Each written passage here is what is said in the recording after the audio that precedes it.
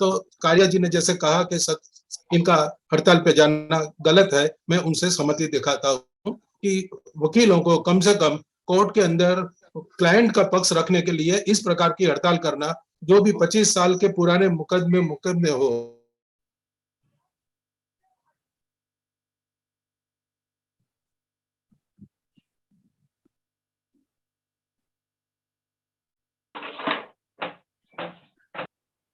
हमें लगता है कि प्रवीण जी का नेटवर्क का कुछ दिक्कत हो गया है।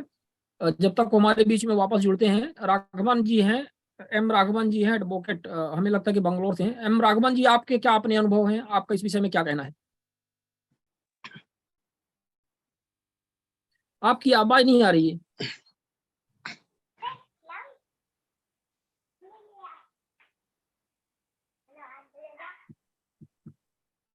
और बाकी हमारे अन्य साथी कृपया अपने आप को म्यूट करके रखेंगे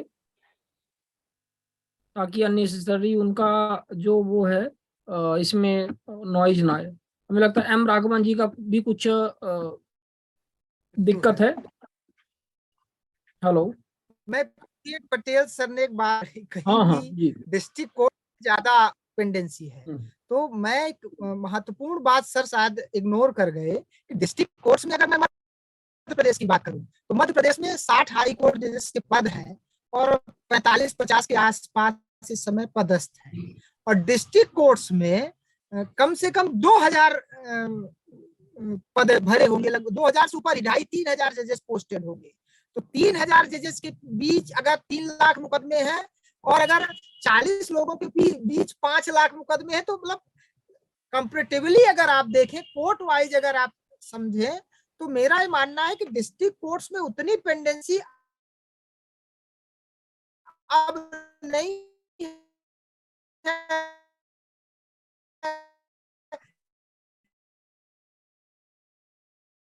है संभव जैसी स्थितियां हैं। तो सर इस बात पे भी अगर गौर करें तो मेरा ये मानना है कि डिस्ट्रिक्ट कोर्ट की स्थिति हाई कोर्ट से काफी बेटर है। इस बात से तो इनकार नहीं किया जा सकता कि जब आप कंपैरिजन करते हैं तो आपको टोटल वो देखना पड़ेगा कि स्थितियां क्या हैं। हालांकि मतलब डिस्ट्रिक्ट कोर्ट हर डिस्ट्रिक्ट में होता है, डीजे कोर्ट डिस्ट्रिक्ट कोर्ट हर डिस्ट्रिक्ट में होते हैं, और जो हाई कोर्ट होता है वो एक मुख्य और फिर उसकी अलग अलग बेंचेज जो भी 2-3 होती हैं, जैसे मध्य प्रदेश में है। तो उसके कंपैरिजन में भी आप कहते हैं तो बिल्कुल ये इसमें कोई दो राय वाली बात नहीं है कि यदि हम केसेस को उठाएं और वहां पर 25 साल 30 साल 20 साल के ऊपर के केसेस हम पाते हैं और वो पेंडिंग पड़े हुए हैं, तो फिर ये उतना नैतिक अधिकार हमें लगता है कि नहीं रहता है जज महाशय लोगों को, जस्टिस महाशय लोगों को ये उतना नैतिक अधिकार नहीं रहता है कि नीचे वाली जुडिशरी को वो इतना ज्यादा प्रेशराइज करें। और हालांकि एक बात है इसमें कोई दो राय वाली बात नहीं, हम सबको सहमत होना चाहिए कि भले ही आपने जो बात कही है कि 3 महीने का जो टाइम बाउंड दिया हुआ है इस तरह से एक वो उचित नहीं है उतना। कहते हैं कि वो कहें कि इसकी सुनवाई हम रेगुलर मॉनिटर करेंगे, आप पुराने केसेस हैं उसकी आप हमें जो सुनवाई करते हैं तो फ्रिक्वेंट सुनवाई करें, मंथली आप उसकी सुनवाई करें या कि साप्ताहिक करें, मतलब साप्ताहिक करें 15 दिवस में करें इस तरह से, और उसकी हमें आप हर महीने की रिपोर्ट दें या हर 3 महीने की आप हमें रिपोर्ट दें कि आप कितना जल्दी उसका निपटारा कर रहे हैं। तो हमें लगता है कि इस तरह से एक प्रेशराइज करके और पूरा डेटा वो स्वयं मंगवाएं, और जो हाई कोर्ट में जजेस बैठे हुए हैं, जस्टिस बैठे हैं, न्यायाधीश, वो इसको देखें कि वो नीचे वाले कैसे काम कर रहे हैं, पुराने केसों का निपटारा किस तरह से कर रहे हैं। लेकिन एक बात जो यहाँ पे आती है कि हम ये कह दें सीधे कि नहीं 3 महीने में ही इसका निपटारा होना चाहिए, तो वो कहीं ना कहीं वो थोड़ा सा गलत होगा। ये हम मान सकते हैं कि वहां पर क्योंकि हो सकता है कि सारे तथ्य न सम्मिलित किए जाएं, जजमेंट में ना किए जाएं, और जिससे लोगों को लॉस हो जाए और सही तरीके से न्याय ना हो। तो यहाँ तक तो इसमें सहमत हुआ जा सकता है, पर निपटारा तो होना चाहिए, इसमें कोई दो राय वाली बात नहीं है कि स्थितियां चाहे जो भी हों लेकिन निपटारा होना चाहिए। हमारे बीच में आत्मदीप सर हैं, आत्मदीप सर जुड़े हुए हैं, उनका वीडियो भी हमें अब ऑन दिख रहा है। तो आत्मदीप सर कृपया अपने आप को अनम्यूट करके इस विषय पर आप अपने विचार रखें, जब तक हम देखते हैं कि हमारे बीच में प्रवीण जी वापस लौटते हैं। हमें लगता है कि उनका कुछ टेक्निकल प्रॉब्लम वो बता रहे थे, जैसा कि हम सभी समझ पा रहे थे। आत्मदीप सर, स्वागत है जी। सभी साथियों को नमस्कार। आज के वेबिनार के विषय का मुख्य जो धुरी है सारी चर्चा की वो है एडवोकेट्स। और अगर हम अभी हाई कोर्ट ने जो आदेश जारी किया पुराने मामलों को 3 महीने में निपटाएं, इसको अभी एक तरफ भी रख दें, तो कुल मिला के लंबित मुकदमों के संदर्भ में हम समाज में अगर सामाजिक सर्वे करें, अपने आसपास के 10-20 लोगों से भी पूछें कि वकीलों के बारे में आपकी क्या राय है, उनके रवैये के बारे में, तो क्या स्थिति सामने आती है। तारीख पे तारीख कौन मांगता है? क्या पक्षकार कहता है आप नेक्स्ट डेट ले लीजिए और आगे बढ़ाइए, इसको बरसों लंबा खींचिए? पक्षकार ये चाहता है क्या, या जज ये चाहता है? कई बार तो जजों को नाराजगी जतानी पड़ती है इस तारीख पे तारीख वाले रवैये पे। सुप्रीम कोर्ट के जज भी कह चुके हैं कि लंबित मुकदमों का बढ़ता अंबार हालात को विस्फोटक बना रहा है। इससे देश में न्याय व्यवस्था में जनता का विश्वास उठ सकता है। इसलिए इस समस्या का समाधान करना बहुत आवश्यक है। और जब जब भी सुप्रीम कोर्ट, हम देख रहे हैं बरसों से, क्योंकि हमने भी एक एडवोकेट के असिस्टेंट के नाते कुछ समय प्रैक्टिस की है और अदालतों की रिपोर्टिंग से भी हम जुड़े रहे हैं, राजस्थान में, मध्य प्रदेश में और दिल्ली में भी। तो हम ये देख रहे हैं लंबे अरसे से कि जब जब भी लंबित मुकदमों के निपटारे के लिए भारत सरकार द्वारा, राज्य सरकार द्वारा, सुप्रीम कोर्ट द्वारा, हाई कोर्ट द्वारा कोई भी कदम उठाया गया है कि लंबित मुकदमे जल्दी निपटाए जाए, तब तब हमारी वकील बिरादरी ने उसकी खिलाफत की है। ये कटु सत्य है। सारे वकील एक जैसे नहीं है। नित्यानंद जी जैसे अच्छे वकील भी हैं जो जनता के हित में को ध्यान में रखते हुए अपनी प्रैक्टिस करते हैं, लेकिन हमारे ज्यादातर बड़ी संख्या में वकीलों का सारा कामकाज लोगों को जल्दी न्याय दिलाने की तरफ तो बिल्कुल है ही नहीं उनका ध्यान, बल्कि कैसे ज्यादा से ज्यादा पैसा मुवक्किल से ऐंठ लिया जाए, इस पर ध्यान है। इसके कारण मुकदमों की पेंडेंसी बढ़ रही है और तारीख पे तारीख बड़ी संख्या में वकील लोग मांगते रहते हैं। ये सूचना आयोग में रहते हुए हमारी कोर्ट में भी जितने वकील पेश हुए मुवक्किल की तरफ से, उन सब का रवैया देखा। पहली बार में वो ये कहते हैं सर नेक्स्ट डेट दे दीजिए।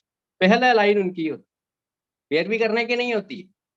आप किसी मुवक्किल से फीस लेके आयोग की कोर्ट में आए हैं तो तैयारी करके आए होंगे, अपना दलील रखिए, उसके बाद जरूरी हो तो नेक्स्ट डेट मांगिए। उनकी तो पहली पंक्ति ये होती है कि नेक्स्ट डेट दे दीजिए, और दूसरा सर हम फाइल पढ़ लें क्या। यानी फीस वसूल ली आदमी से, लेकिन आप पेशी पे आपकी कोई तैयारी नहीं है, आप वहां आके फाइल देख रहे हैं, उस बात के मुवक्किल से पैसे ले रहे हैं, जबकि मुवक्किल आपको सारी बात बता चुका है। आपने देखा होगा कोरोना काल में सुप्रीम कोर्ट ने वर्चुअल सुनवाई शुरू की ताकि मुकदमे की सुनवाई रुके नहीं, क्योंकि अदालतें लग नहीं पा रही थी कोरोना की पाबंदियों के कारण। उस वर्चुअल सुनवाई का भी वकील बिरादरी ने विरोध किया, आप सबको याद होगा।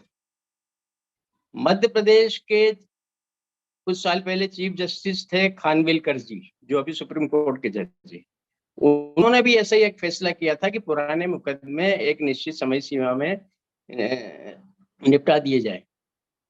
उस आदेश का भी हाईकोर्ट बार ने इतना विरोध किया कि चीफ जस्टिस की पीठ का बाइकाट कर दिया कि आपके यहाँ हम कोई पैरवी करने नहीं आएगा। 1 महीने तक हाईकोर्ट, मध्य प्रदेश हाईकोर्ट के चीफ जस्टिस खाली बैठे रहे, उनके यहाँ एक भी मुकदमे की सुनवाई नहीं हो पाई वकीलों के असहयोग के कारण। आखिरकार मजबूर होके, क्योंकि ये बिरादरी इतनी संगठित है,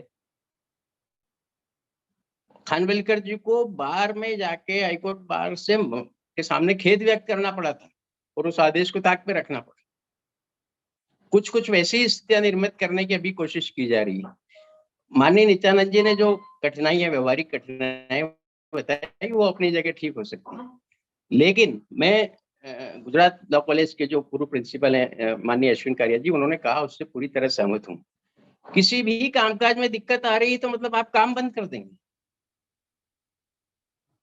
आप बताइए, हाई कोर्ट और सुप्रीम कोर्ट तो पहल कर रहे हैं कि लंबित मुकदमे किसी तरह खत्म हो, लेटेस्ट टेक्नोलॉजी का भी अब वो इस्तेमाल करने लगे हैं, लेकिन आज तक सुप्रीम कोर्ट बार से लेकर जिला बार तक ने क्या कभी कोई ऐसा खाका पेश किया है कि मुकदमे के जल्दी निपटारे के लिए हम अपने स्तर पर ये कदम उठाएंगे? आप बाल को दूसरे के कोर्ट में तो फेंक देते हैं कि ये न्यायिक इंफ्रास्ट्रक्चर पर्याप्त नहीं है, जजेस की कमी है, उनके पास स्टाफ की कमी है, वो सब आप कहेंगे, सरकार जवाब नहीं पेश कर रही है। लेकिन आप जल्दी मुकदमे के लिए वकील समुदाय क्या अपने स्तर पर पहल कर सकता है? क्या आज तक ऐसा कोई उदाहरण पेश किया किसी बार एसोसिएशन ने? नहीं, बल्कि सब सुधारवादी कदमों का विरोध किया है। और जुडिशरी को इनकी संगठन के आगे, एकता के आगे आखिरकार अपने कदम पीछे खींचने पड़े। ये बहुत दुर्भाग्यपूर्ण स्थिति है। अभी माननीय प्रवीण पटेल जी ने बताया 4.25 करोड़ के करीब मुकदमे हैं, जिनमें से ज्यादातर, भले मध्य प्रदेश पे ये चीज लागू ना हो, बाकी राज्यों पे लागू होती होगी, ज्यादातर मुकदमे डिस्ट्रिक्ट कोर्ट में और उससे नीचे के ट्रायल कोर्ट में।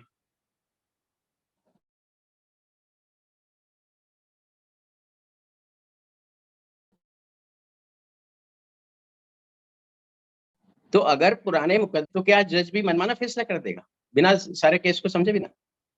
उसके लिए भी कोई लॉजिकल ग्राउंड बनता है कि ये इस वजह से ये केस इस समय सीमा में नहीं हो पाया है। और जो मुकदमे बरसों से 10-10, 20-20, 30 सालों से लंबित थे, क्या उनमें भी अभी इतनी गुंजाइश है कि जल्दबाजी में किया गया है, न्याय किया गया तो न्याय नहीं होगा? 20-30 साल बाद भी आप भी दलील देंगे कि जल्दबाजी में न्याय नहीं होता है। तो फिर ये बताइए कि देरी से किया गया न्याय क्या न्याय है? न्याय शास्त्र का तो सिद्धांत है कि अगर समय पे न्याय नहीं किया जाता है तो वो अन्याय के बराबर है, न्याय शास्त्र कहता है। फिर माननीय सुप्रीम कोर्ट का आदेश, अश्विन कारिया जी ने कहा अभी प्रवीण पटेल जी ने, कि वकील स्ट्राइक नहीं कर सकते। उसका तर्क दिया कि इससे लोकधन का दुरुपयोग होता है, जनता के हितों पर विपरीत प्रभाव पड़ता है। इसके बावजूद उस कानून का वायोलेशन करके आप स्ट्राइक कर रहे हैं, उसको नाम बहिष्कार या कुछ और दे रहे हैं। तो हमें तो लगता है कि कुल मिला के वकीलों के रवैये में सुधार आना चाहिए। सारे वकील नहीं, लेकिन बड़ी संख्या में वकील जो जल्दी न्याय के हमेशा खिलाफ रहे हैं और रहते हैं, उनके रवैये में बाहर को सुधार लाना चाहिए, उनको रास्ते पे लाना चाहिए। और ये पहल करनी चाहिए कि हम अपने स्तर पे पुराने मुकदमों के जल्दी निपटारे के लिए क्या कर सकते हैं, बजाय कि जो दूसरी संस्थाएं प्रयास कर रही है जल्दी निपटारे का, उसमें आप अड़ंगा डालें, उसके खिलाफ खड़े हो जाएं। वकील कह रहे हैं इससे पक्षकारों का भी अहित होगा, जल्दी निपटारे से क्या अहित होगा? पक्षकार तो चाहता है कि जल्दी से जल्दी मुकदमा खत्म हो उसका। आप खामखा उस पक्षकारों को जोड़ रहे हैं। हमने कई यहाँ वकील साथियों से बात की है भोपाल में, हमें नहीं लगता कि उनका कोई भी तर्क बहुत ज्यादा इतना वजनदार है कि जिसकी वजह से हाईकोर्ट के आदेश को ताक पे रख दिया जाए। अब बताइए, माननीय नित्यानंद जी ने कहा कि जब किन वकीलों को कठिनाई है, उसकी तरफ नित्यानंद जी ने इशारा किया हाईकोर्ट के आदेश से, कि 90% वकीलों के पास केवल 10% केस है और 10% वकील 90% मुकदमे लड़ रहे हैं, और इसलिए वो अलग अलग कोर्ट में एक साथ पेश नहीं हो सकते। तो क्या उनका ज्यादा से ज्यादा पैसा बटोरने के लिए ज्यादा से ज्यादा केस अपने ऊपर ओढ़ लेना, ये उनकी अपनी जिम्मेदारी है या जनता की या न्यायपालिका की जिम्मेदारी है कि आपको इस बोझ के साथ हम झेलें? आपके पास ज्यादा केस है, आप दूसरे वकीलों को ट्रांसफर करिए, उनका भी घर चलेगा, उनको भी कमाई होगी। सारे केस आप क्यों लेके बैठे हो? दूसरे वकीलों को क्यों नहीं केस मिलने चाहिए? तो मेरा मुख्य और इसी बात पे है कि पेंडेंसी लंबित मुकदमों के जल्दी निपटारे के लिए वकील समुदाय को अपना रवैया बदलना चाहिए, असहयोग की बजाय सहयोगी रवैया अपनाना चाहिए। और दूसरा, ये सुप्रीम कोर्ट ने भी, लॉ कमीशन ने भी कहा है कि वकील सिर्फ पैसा कमाने की मशीन नहीं हो सकता, केवल राजस्व केंद्रित ये व्यवसाय नहीं है, ये न्याय की सेवा का, कानून की रक्षा का, जनता की सेवा का भी पेशा है। इस बात को भी वकील समुदाय को ध्यान रखना चाहिए। एक बात यहाँ पर आदित्य सर, हम यहाँ पे थोड़ा सा आपको रोकेंगे। और आपने ये कहा कि नित्यानंद जी की बात का आपने हवाला देते हुए कहा कि 10% वकीलों के पास 90% केस हैं और 90% वकीलों के पास सिर्फ 10% केस हैं। तो नित्यानंद जी ने यहाँ पे एक बात कही थी, वो मैं पॉइंट आउट कर दूं। उन्होंने ये कहा था कि मतलब वकीलों की गुणवत्ता में भी सुधार होना चाहिए, जजेज की गुणवत्ता में भी सुधार होना चाहिए, टाइम टाइम पर इनकी ट्रेनिंग की व्यवस्था होनी चाहिए। तो हमें लगता है कि सारी जो इसमें डिबेट है वो यहाँ पर इस बिंदु पर आकर के कंसंट्रेट हो जाती है कि भाई 10% वकीलों को चुनने वाले तो हम 90% लोग हैं ना, तो हम 10% वकीलों को क्यों चुन रहे हैं? हम इसलिए चुन रहे हैं कि भाई वो वकील जो है वो सही है, वो क्वालिफाइड वकील है, हमें जान रहे हैं उसके प्रोफाइल से कि वो अच्छा केस लड़ रहा है, उसके हाथ में केस जाता है तो वो जल्दी डील कर, मतलब सही तरीके से डील करता है, लॉस होने के चांसेस हमारे कम रहते हैं, प्रतिभावान वकील है, नॉलेजेबल वकील है, इस तरह से हम ये तो हम चूज कर रहे हैं। तो 10% वकील के पास 90% केस क्यों जा रहे हैं, ये तो जजेस को सोचना चाहिए, ये तो सरकार को सोचना चाहिए ना, ये इसके लिए वकील जिम्मेदार नहीं है भाई। इसीलिए तो उन्होंने ये बात कही कि जो 90% वकील हैं जिनके पास 10% ही केस जा रहे हैं, उनकी गुणवत्ता में सुधार क्यों नहीं किया जा रहा है, क्यों अच्छे लॉ कॉलेजेस नहीं बन रहे हैं, क्यों गुणवत्तापूर्ण वकीलों की वकील मतलब लॉ स्टूडेंट्स क्यों नहीं तैयार हो रहे हैं, क्यों अच्छे जजेज नहीं तैयार हो रहे हैं, क्यों अच्छे मतलब वकील नहीं तैयार हो रहे हैं, जिससे वो जिनके जो डिस्ट्रीब्यूशन हो इक्वली डिस्ट्रीब्यूट हो जाए केस, सब जब भाई अच्छे वकील होंगे तो सभी के पास केस जाएगा। लेकिन यहाँ पे ये भी एक दिक्कत है, मतलब जिस पर भी हमें विचार करना पड़ेगा। जी शिवानंद जी, मूल मुद्दे को भटकाने के या का ये अच्छा जरिया है कि सारी जिम्मेदारियां दूसरों पे डाल दी जाए और खुद बरी हो जाए। हमारा जोर इस बात पे कि हम खुद सोचे जो इस फैसले का विरोध कर रहे हैं हाईकोर्ट का, कि हमारी जिम्मेदारी क्या बनती है, हम अपनी जिम्मेदारी कैसे निभा रहे हैं। 10% वकीलों के कारण ही, जिनकी तरफ नित्यानंद जी ने इशारा किया है, ये विरोध पैदा हुआ है। सारे वकीलों का विरोध नहीं है, हमारी कई वकीलों से बात हुई, कभी वकीलों को कोई समस्या नहीं है जिनके पास कम केस है। इन 10% लोग ये प्रभावी हैं वकील बार एसोसिएशन पे, इन्होंने ही ये डिसीजन कराया है और सबको बाइकाट के लिए मजबूर कर रहे हैं। उन सब छोटे वकीलों की भी रोजगार इसमें आमदनी रुकी हुई इनकी स्ट्राइक के कारण, जनता के तो प्रभावित हो ही रहे हैं।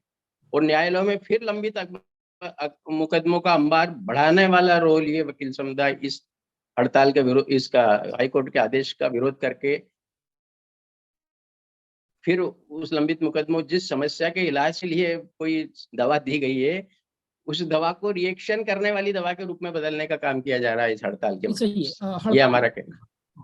ये रवैया बदलना चाहिए, सकारात्मक सहयोगात्मक ये रवैया बात तो होना चाहिए। बिल्कुल मतलब तथ्यात्मक है, तथ्यपरक है, और काफी तर्क संगत है कि वकीलों को इस तरह से स्ट्राइक पे नहीं जाना चाहिए, क्योंकि उनका ये अधिकार भी नहीं है, कानूनी अधिकार भी नहीं है। लेकिन सबसे बड़ी बात यहाँ पर फिर से वही जो आ जाती है कि वकीलों पर ही सारी जिम्मेदारी, तो इसमें जज ऐसा करें कि जज जो हैं वो स्वयं भी जो पुराने केसेस हैं उनको जल्दी जल्दी लगवाएं और जल्दी उनका सुनवाई करें, जल्दी निपटारा करें, उसकी मॉनिटरिंग करें। मतलब ये है कि टाइम बाउंड ये ना कहें कि 3 महीने के ही अंदर, ये 3 महीने वाला जो टाइम है वो थोड़ा हमें भी डिस्टर्बिंग लगता है कि 3 महीने ऐसा ना कर दें कि 3 महीने में ही निपटारा करना है, कि मतलब सीएम हेल्पलाइन में जैसे फर्जी तरीके से निराकरण करना है तो ग्रेडिंग का सिस्टम है सरकार का, तो ग्रेडिंग देती है, अधिकारियों को अच्छे अंक देती है, उससे उनका प्रमोशन होता है, उनसे लाभ मिलता है। तो क्या करते हैं इस तरह की शिकायतों में, ग्रीवेंसेस रिड्यूसल सिस्टम इनका जो है, इसमें क्या करते हैं कि फर्जी तरीके से निराकरण कर देते हैं, गैर तथ्यात्मक चीजें उसमें जोड़ देते हैं और सिर्फ लाभ लेने के लिए, ग्रेडिंग लेने के लिए, अच्छे अंक लेने के लिए इस तरह से कर देते हैं।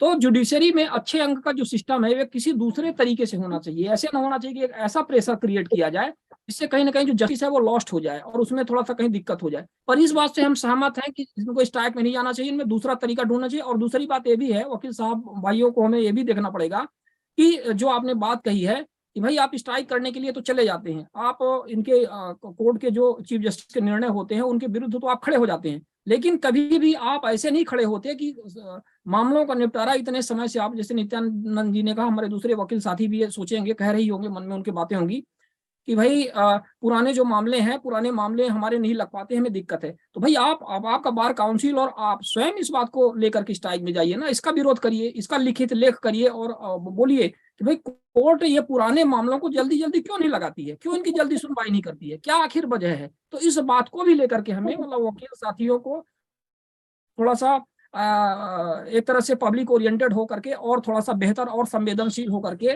और न्याय संगत तरीके से उनको इस बात पर भी उतना ही जोर देना चाहिए, उतना ही प्रयास करना चाहिए जितना वो इस बात को लेकर के यहाँ पर विरोध कर रहे हैं।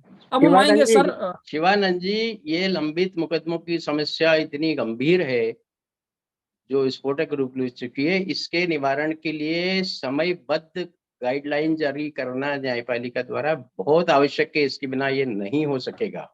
और आप देखिए ये टाइम फ्रेम कई जगह दूसरे न्यायिक और अर्ध न्यायिक फोरम पे निर्धारित है। आप आयकर संबंधी अपीलेट ट्रिब्यूनल देख लीजिए, कोई और उससे नीचे जो केस सुने जाते हैं आयकर के, वाणिज्य करके देख लीजिए, जीएसटी के, सूचना अधिकार कानून के तहत जो प्रथम अपीलीय अधिकारी है उसके लिए टाइम फ्रेम है डिसीजन लेने का।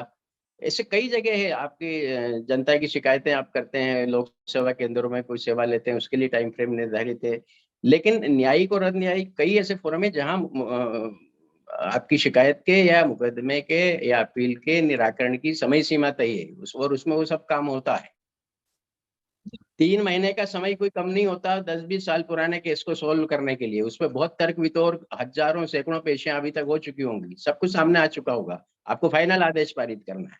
इसलिए ये हड़ताल के पीछे की जो बातें हैं वो सब हमें लगता है बहानेबाजी है, इशू को डाइवर्ट करने का प्रयास है।